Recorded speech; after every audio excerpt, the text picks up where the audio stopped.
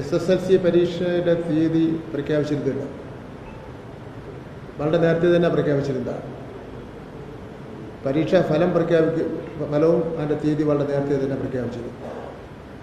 ഇപ്പോൾ ഈ കഴിഞ്ഞ ഒരാഴ്ച കാലമായി സോഷ്യൽ മീഡിയ അതുപോലെ ഉള്ള ചില മാധ്യമങ്ങളിലൊക്കെ തന്നെ പരീക്ഷ എഴുതുന്ന കുട്ടികൾക്ക് ഭയപ്പാടുണ്ടാകുന്ന രൂപത്തിലുള്ള ചില വാർത്തകൾ വന്നുകൊണ്ടിരിക്കുകയാണ്. കുട്ടികളുടെ രക്ഷകർത്താക്കളും കുട്ടികളും ഒക്കെ തന്നെ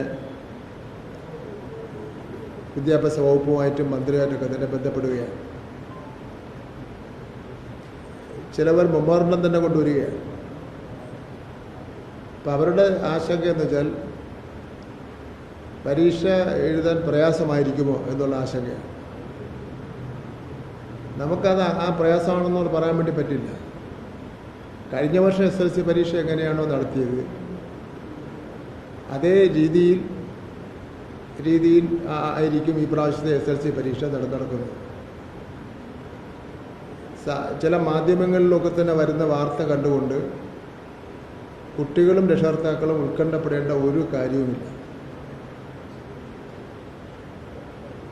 ഒരു ബുദ്ധിമുട്ടുമില്ലാതെ കഴിഞ്ഞ വർഷം പരീക്ഷ എഴുതി ഫലപ്രഖ്യാപനം നടത്തി പ്ലസ് വൺ ക്ലാസ്സിലത്തേക്ക് 100% കുട്ടികളെയും പ്രവേശനം കൊടുത്തതുപോലെയുള്ള സംവിധാനങ്ങൾ തന്നെയാണ് ഗവൺമെൻറ് ഒരുക്കിയിട്ടുള്ളത്.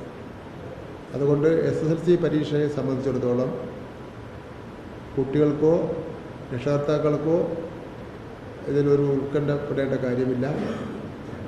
ചില അധ്യാപകരും ചില തെറ്റായ പ്രചരണം നടത്തുന്നുണ്ട്. അതുപോലെ തന്നെ ട്യൂഷൻ എടുക്കുന്ന സ്ഥാപനങ്ങളിലെ അധ്യാപകരും കാര്യങ്ങൾ മനസ്സിലാക്കാതെയുള്ള പ്രചരണം നടത്തുന്നുണ്ട്. ഇത് നമ്മുടെ കേരളത്തിലെ ലക്ഷക്കണക്കിന് വരുന്ന വിദ്യാർത്ഥികളെ ബാധിക്കുന്ന പ്രശ്നമാണ്. പരീക്ഷയ്ക്ക് മുമ്പ് തന്നെ കുട്ടികളെ ഭയപ്പെടുന്ന രൂപത്തിലുള്ള വാർത്തകൾ പ്രസിദ്ധീകരിക്കുന്നതിൽ നിന്ന് ഇത്തരം മാധ്യമങ്ങൾ ഒഴിവാവണമെന്നുള്ള അഭ്യർത്ഥന കൂടി ഞാൻ നടത്തുകയാണ്.